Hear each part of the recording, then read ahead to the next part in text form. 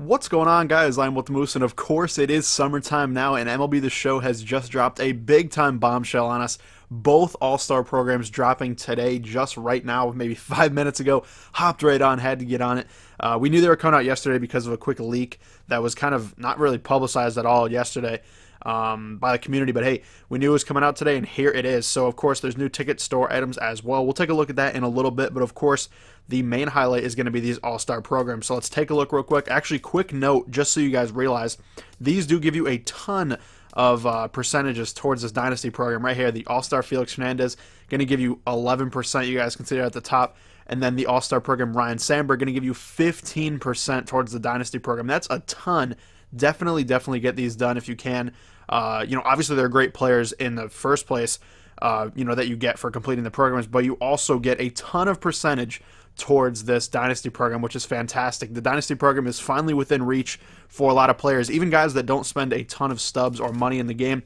These honestly are not that difficult to complete. So let's take a look real quick at the rewards. First up, you do get a rookie flashback Felix Hernandez at 50%, and then obviously at the end a 98 overall Felix. We'll show you guys that once we break down all the missions. So if we take a look over at the missions and we hit X, we can see exactly what they all do. So the first one is obviously the big one. It's going to be basically get a ton of innings, wins, and Ks with All-Star Series pitchers. This is very similar to the Impact Veteran one that Roy Oswalt had. This one also you don't need to do online. Obviously you can if you'd like to, but me personally, I'm going to be hopping into a bunch of rookie games versus CPU, knocking those out, make it easy on me, and make it really easy and be able to pad my stats and whatnot. But you can do it however you'd like. Next one up is going to be tally at least 11 strikeouts and get the win with a Seattle Mariners starting pitcher in the same Diamond Dynasty game. This one as well, highly recommend you do it on a rookie game versus CPU. That's the best way to get a strikeout total like 11. That's a lot. Get a win. It's really not that hard on rookie. Should be pretty easy. Get a guy like James Paxton. If you already have Felix, use him. Really anybody. I mean, you could use, even like a silver or bronze or common pitcher. As long as you're playing on rookie, shouldn't be too tough. Next one up, you do need that rookie flashback Felix. So once you get to 50%, you can actually do this particular challenge. That is going to be pitch 8 innings, get 6 Ks, and a win with Felix in the same game. Same deal. Play it on rookie. Once you get this card, should be easy to do. Next one up is going to be collect 25 flashback starting pitchers, and this one actually is kind of tough. Now, I want to remind you guys the difference between collect and exchange. A collect is basically you lock it into your collection and you cannot sell them, on the market. An exchange, which is not this, is basically you're giving the card away or you're like throwing it away almost for the set. This one is collect, so honestly, if you see like that little sell icon that has the, cross through it, they're already collected anyway, so there's no reason not to continue collecting them. These two right here are collected anyway. These are from previous programs. The Doug Fister is not collected, so I could sell that, I think.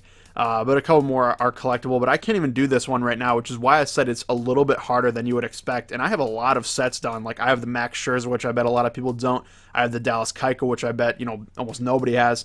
Not almost nobody, but not that many people have. So there's a bunch of cards that I have, even the Ubaldo. So there are a lot of cards that I have that a lot of people don't, and I still need some. So guys like Arrieta right here, probably going to be going up in price, I'd have to assume. Yeah, look at that, 4,000 stubs. I don't know what he was going for before, but there's no way it was 4,000 stubs. So if you don't have all the cards for this, I wouldn't worry about it too much. Wait until the market kind of goes down a little bit and get him in the future.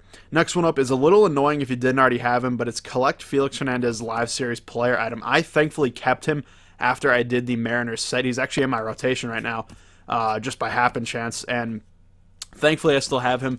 But if you don't, same deal with the other starting pitchers. Just wait on him. He's going to go way up in price today because people are going to be trying to get him. So don't worry too much about it. Obviously, it sucks that you have to get him, and he's going to be expensive regardless of when you get him. But if you wait a little bit, he'll probably be a little bit cheaper. Next one up is going to be exchange a live series or live series starting pitchers, not a live series, but a bunch of them. And this can be a lot. So if we take a look over at like page 5 where my really good starting pitchers are and just see how much they are.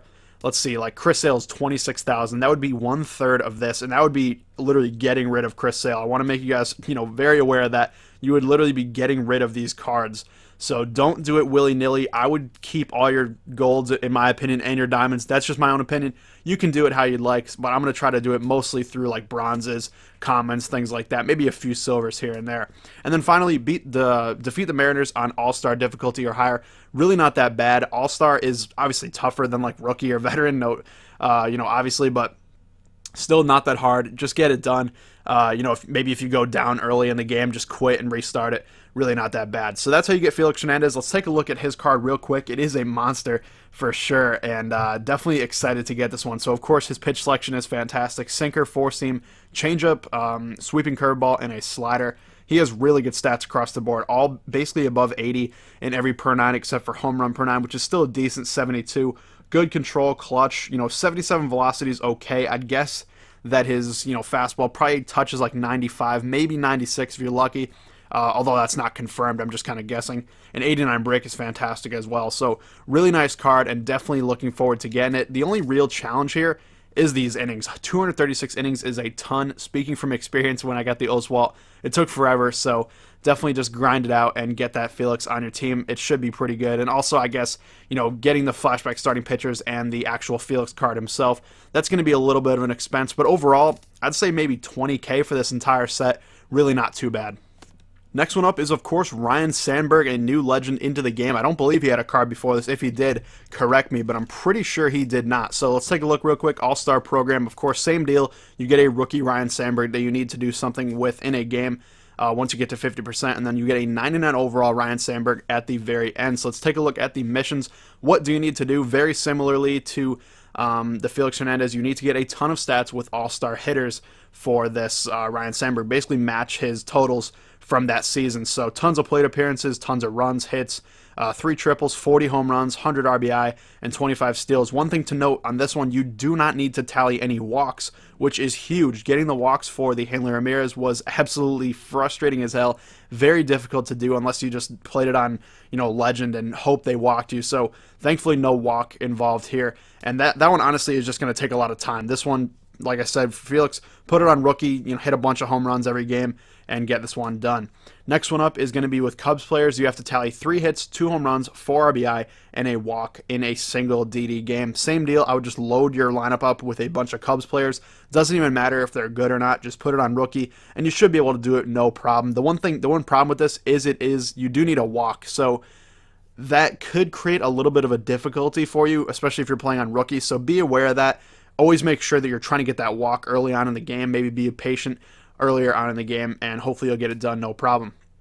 Next one up is going to be tally 30 doubles with second baseman as their primary position to match his total. So basically what you need to do here, at least in my opinion, if you want to knock it out as fast as possible, I would just load your entire infield up with second baseman. There's a bunch of different second basemen that can easily play short and third, and a few like Logan Forsythe.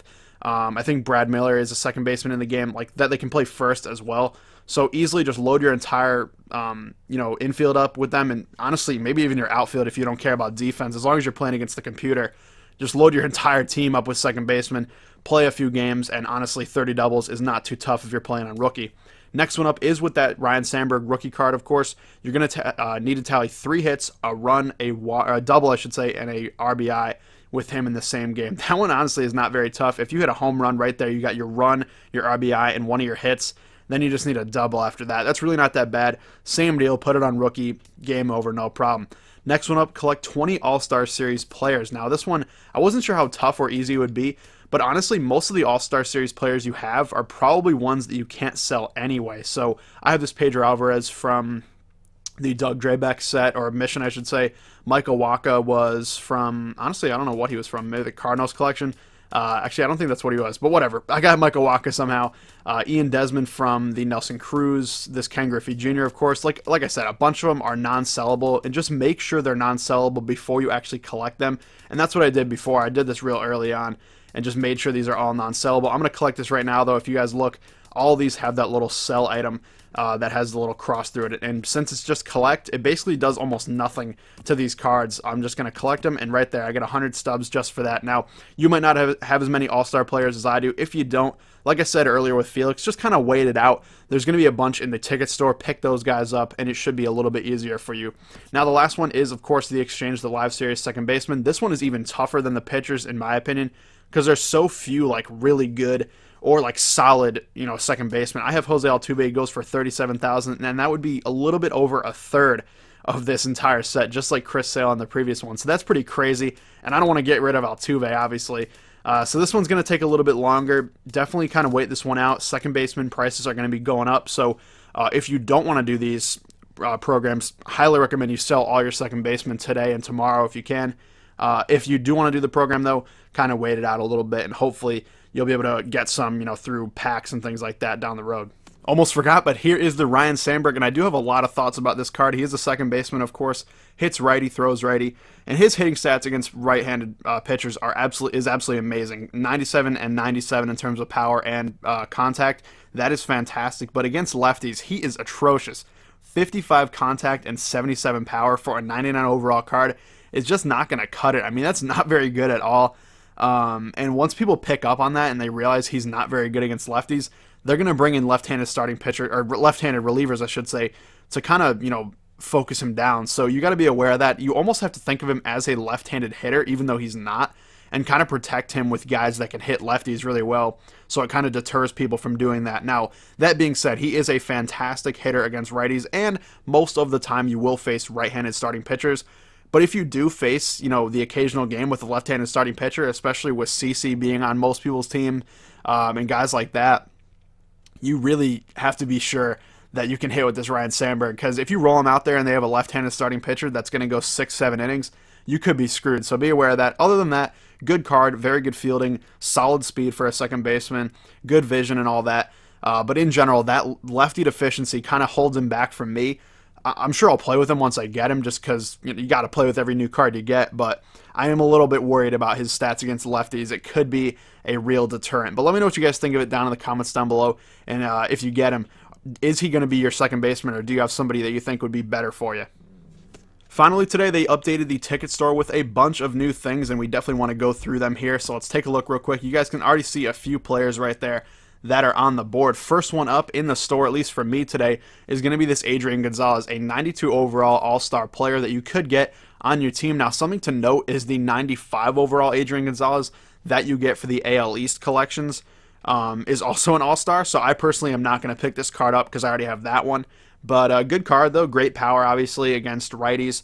Very good contact. Kind of weird that he has better contact against left, but cool card regardless. A few new cards, though, of course. The Ben Zobrist is definitely one that I think a lot of people are going to want. I'll show you guys on screen here right now. He plays second, of course, but he can play literally any position on the field except for pitcher and catcher, which is amazing. The versatility is huge. And I just had a little voice crack right there, so that was kind of fun. But the versatility is big time. His hitting stats are not that great. I would say he's much better against lefties. I mean, it's pretty clear. But his fielding is pretty good. His speed is okay. I think this is a great card to have on your bench and kind of come in when you need to bring in, a pinch runner for, let's say, your really slow first baseman. Then you can plug in Zobrist at first for the rest of the game and not worry too much about it. You still have a competent player and you don't have some bum out there. It's really nice to be able to, have that versatility. He can play any position, like I said, except for catcher and pitcher. Big time card, but it will be a big time price as well. Over 4,000 tickets for that one card, which is the most expensive card in the ticket store besides the two Griffies. So be aware of that. Another one is, of course, the Sean Doolittle that was on that, little graphic there as well. There's also a few other ones for silver level players. That would be first up this Jackie Bradley Jr., which is absolutely awesome. Hyped about this. I got to grab him right now, and he's definitely going to be playing for me when I try to knock this out. This is, of course, from last season. He had a great year last year. Very excited about it. Actually hits righties really well. 70 and 86. Not too bad. Vision, not great. Not surprised about that. His fielding and arm strength is fantastic. Speed is pretty good as well. Very excited about this card. Obviously not like a game changer or anything, but just personally as a Red Sox fan, I am excited about it. Also a good idea is to probably get some of these all-star relief pitchers. I know a Jonathan Papelbon comes through here every once in a while. This Jason Greeley is here. Unfortunately, there are no other of the all-star hitters, so JBJ is the only one available as of now, but there will be a Devin Mesoraco and an Irvin Santana down the road. Probably tomorrow one of them is going to come in, and the next day another one will be there as well, so be aware of that. And finally, in this video, a big update video, we have some new packs in the game. I think I'll open a few of them here. I'm not going to open too many, but set 7 packs are in the game. An all-star flashback Jose Reyes and an all-star legend Bert Blyleven, I should say, is in the game. So let's take a look real quick. Open, let's say 3 or 4.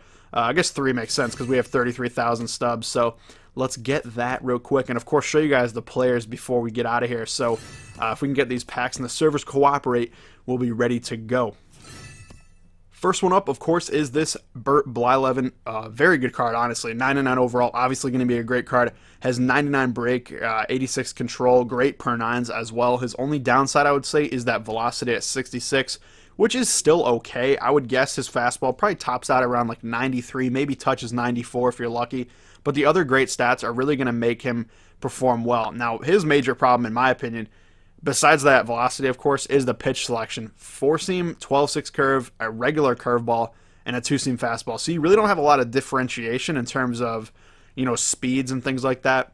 Yeah, he does have 2 curveballs, which curveballs are okay, I guess, but me personally, I prefer like a slider, a splitter maybe, a sinker, and a changeup for sure. So I definitely am not too hyped about this card, but it is a good one. If you got it, I would probably sell him for this much, but cool card nonetheless, despite maybe his little deficiencies and whatnot. So let's take a look at Jose Reyes. I'm assuming it's going to be a shortstop. Yes, it is.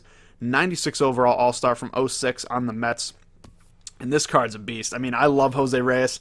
Kind of, fallen off later in his career, but this card is amazing. Great contact, especially against lefties. Even decent power, around 60 on each one. You don't think of Jose Reyes as like a power hitter, but this guy could get you a few home runs. Kind of think of him as like a Jose Altuve before his time almost, at least with the stats in this card. 91 vision as well, which is great. Good fielding as well, and amazing speed with 97 and 91 stealing. So really good card. Little downside is he can't play any other positions, so no second base, no third, which is a little bit of a shame, but in general, great card. And honestly, you probably could play him at those positions and not worry about it too much, but that is what it is. Good card, and definitely excited about it. Although I always find it hard to try to spend that many stubs on a player. It's very tough. So we'll see. Can we get either one of those guys in these packs? Like I said, not opening too many because I want to save some stubs for these programs and knock them out as fast as possible. Looks like nothing in these packs so far. Bunch of commons. Diekman might go for a little bit, I guess, because he's a pretty solid reliever out of the pen. Anybody else, though, in these packs? Can we clutch it out? And we do get a silver Ben Zobrist. Look at that. Kind of a troll, showing us that he's going to be in the ticket store very, very soon. So thank you guys for watching. I hope you enjoyed. If you did, please leave a like down below. I know it was a long video. Hopefully I covered enough information. And, of course, blog link below if you want to read through it for yourself. But thank you guys for watching, and I'll see you later.